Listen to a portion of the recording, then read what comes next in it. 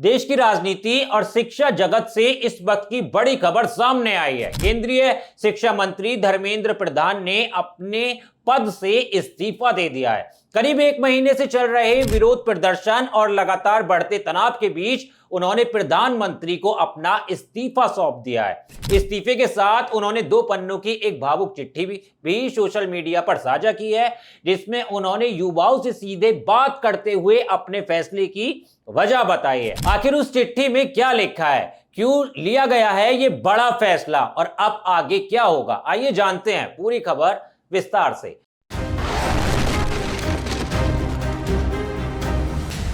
नमस्कार, बोले भारत देख रहे हैं आप और मैं हूं आपके साथ ऋषभ चौहान। केंद्रीय शिक्षा मंत्री धर्मेंद्र प्रधान ने अपने पद से इस्तीफा देकर देश की राजनीति में हलचल मचा दी है। पिछले कई हफ्तों से उनके इस्तीफे की मांग को लेकर देश भर में छात्र और युवा प्रदर्शन कर रहे थे। दिल्ली के जंतर मंतर से लेकर बिहार, कोलकाता, जयपुर, पुणे, लखनऊ और कई दूसरे शहरों तक विरोध प्रदर्शन देखने को मिले। कई जगह पुलिस और प्रदर्शनकारियों के बीच झड़प भी हुई। लगातार बढ़ते दबाव के बीच आखिरकार धर्मेंद्र प्रधान ने अपना इस्तीफा प्रधानमंत्री को सौंप दिया। इस्तीफे के साथ उन्होंने सोशल मीडिया प्लेटफॉर्म एक्स पर 2 पन्नों की एक चिट्ठी भी पोस्ट की, जो इस समय चर्चा का सबसे बड़ा विषय बनी हुई है। अपनी चिट्ठी की शुरुआत धर्मेंद्र प्रधान ने मेरे युवा साथियों शब्दों से की है। उन्होंने लिखा कि उनका पूरा सार्वजनिक जीवन छात्रों, शिक्षकों और शिक्षा सुधार को समर्पित रहा है। उन्होंने कहा कि उनका हमेशा यह विश्वास रहा है कि मजबूत, समावेशी और दूरदर्शी शिक्षा व्यवस्था ही एक मजबूत राष्ट्र की नींव होती है। उन्होंने अपने 4 दशक लंबे सार्वजनिक जीवन का जिक्र करते हुए कहा कि उन्होंने हमेशा देश के युवाओं और शिक्षा व्यवस्था को मजबूत बनाने के लिए काम किया है। चिट्ठी में आगे उन्होंने लिखा कि देश में जो माहौल बना हुआ है उसका फायदा कोई राष्ट्र विरोधी ताकत ना उठा सके।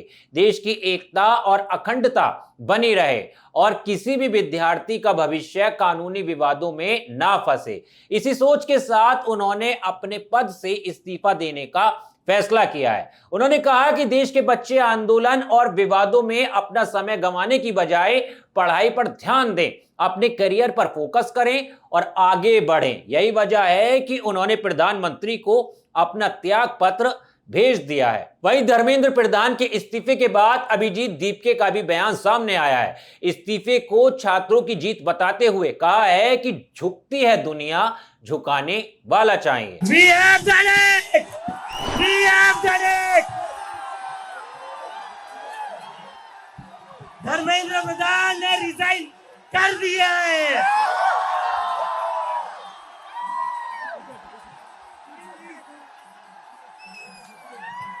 We have bloody done it! क्या कहते थे ये? क्या कहते थे? इस सरकार में इस्तीफे नहीं होते। क्या कहते थे? इस सरकार में इस्तीफे नहीं होते। हम कहना चाहते, झुकती है दुनिया, झुकाने वाला चाहिए। अगर पूरे घटनाक्रम को समझें तो इसकी शुरुआत नीट यूजी 2026 परीक्षा के बाद सामने आए पेपर लीक विवाद से हुई थी। इसके बाद परीक्षा रद्द हुई, दोबारा परीक्षा कराई गई और नतीजे भी घोषित कर दिए गए। लेकिन इसके बावजूद छात्रों और कई संगठनों की मांग थी कि पूरे मामले की नैतिक जिम्मेदारी लेते हुए शिक्षा मंत्री को इस्तीफा देना चाहिए। ये मांग धीरे धीरे एक बड़े आंदोलन में बदल गई और देश के कई राज्यों में प्रदर्शन होने लगे। लगातार बढ़ते राजनीतिक और जन दबाव के बीच अब धर्मेंद्र प्रधान ने इस्तीफा देकर इस पूरे विवाद को नया मोड़ दे दिया है। हालांकि अब सबसे बड़ा सवाल यह है कि प्रधानमंत्री इस इस्तीफे को स्वीकार करते हैं या फिर नहीं। संवैधानिक प्रक्रिया के तहत मंत्री का इस्तीफा प्रधानमंत्री को सौंपा जाता है और अंतिम फैसला उन्हीं का होता है। इसीलिए अब पूरे देश की नजर केंद्र सरकार के अगले कदम पर है। अगर इस्तीफा स्वीकार होता है